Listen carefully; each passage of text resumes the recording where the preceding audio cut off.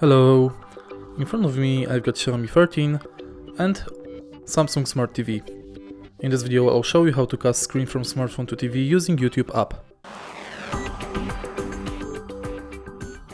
In the beginning, let's make sure that both devices are connected to same Wi-Fi, and then on your smartphone enter YouTube app.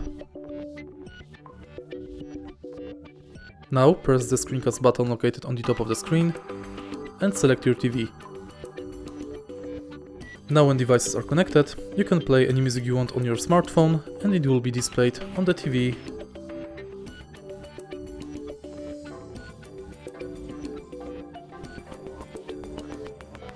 If you want to stop the connection, again press this button and select disconnect. And that's it.